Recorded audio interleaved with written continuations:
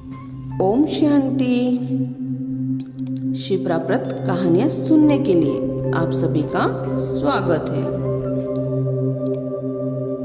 इतनी अच्छी कहानी सुनने के लिए इस चैनल को सब्सक्राइब जरूर करें। आज की कहानी है दृष्टि बदलो, सृष्टि बदल जाएगी। आज की कहानी पुणे के निवासी रामभाऊ की है। अंगूठा छाप रामभाऊ पढ़े लिखे तो नहीं थे, पर हुनरमंद जरूर थे। वह पेशे से एक माली है और बंजर धरा को हरी भरी करने की कला में माहिर है। रामभाऊ घर घर जाकर लोगों के बगीचे संभालते थे। गुजर बसर लायक पैसा बच जाता था। मेहनती खूब थे। 45 वर्ष की आयु में भी दिन भर साइकिल चलाकर घर घर जाते और अपना काम पूरी लगन से करते। एक दिन रामभाऊ पर पुणे निवासी निनाद वेगुलर की नजर पड़ी। निनाद ने रामभाऊ से कहा कि उसके घर में एक बगीचा है जिसकी देखरेख के लिए उन्हें एक माली की आवश्यकता है। रामभाऊ मान गए। निनाद ने पूछा कि बगीचे के रख रखाव के कितने पैसे लेंगे, तो रामभाऊ ने कहा कि जो भी निनाद खुशी से देंगे स्वीकार कर लेंगे।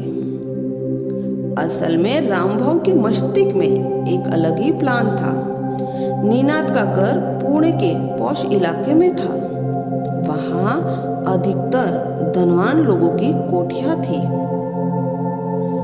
अगली सुबह रामभाऊ साइकिल पर आए। निनाद से कहा, राम राम सेठ। औजार निकाले और काम में जुट गए।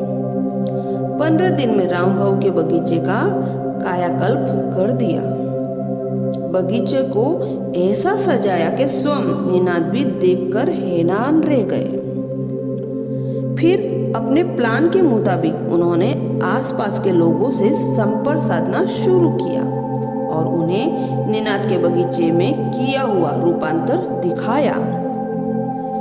आसपास के लोगों को भी रामभाऊ का काम भा गया और एक एक करके उन्होंने आसपास के सभी बगीचों की देखरेख का काम पकड़ लिया।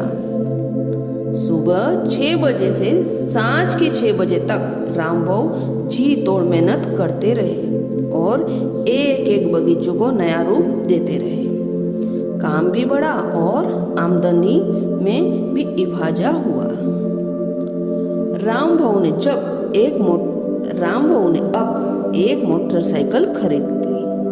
2 साल की अवधि में रामभाऊ ने 20 घरों के बगीचों की देखरेख का काम संभाल लिया और 4 लड़कों को नौकरी पर रख लिया।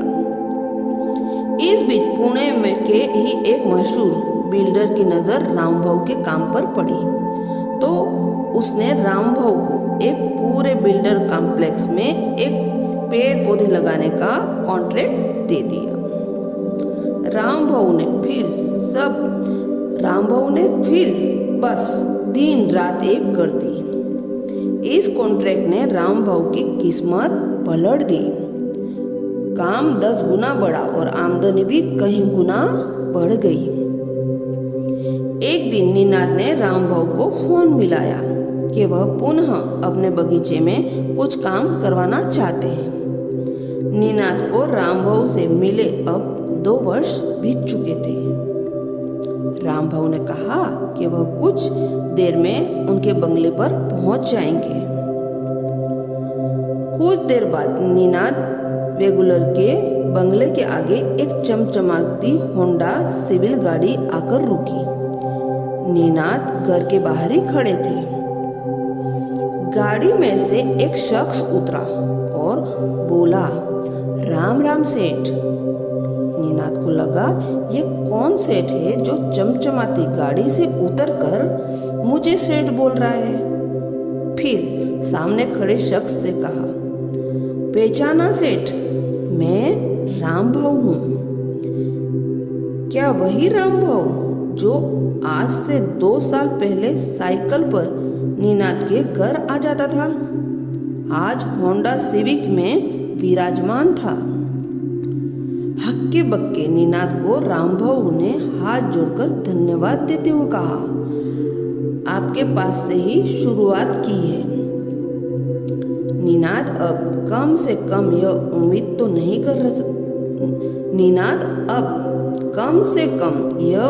नहीं कर रहे थे कि होंडा सिविक जैसी आलीशान गाड़ी से उतरा कोई शख्स उनके बगीचे की मिट्टी खोदेगा। परंतु फिर कुछ ऐसा देखने को मिला जिसकी उम्मीद निनाद को नहीं थी। रामभाऊ ने औजार निकाले और काम में जुट गए।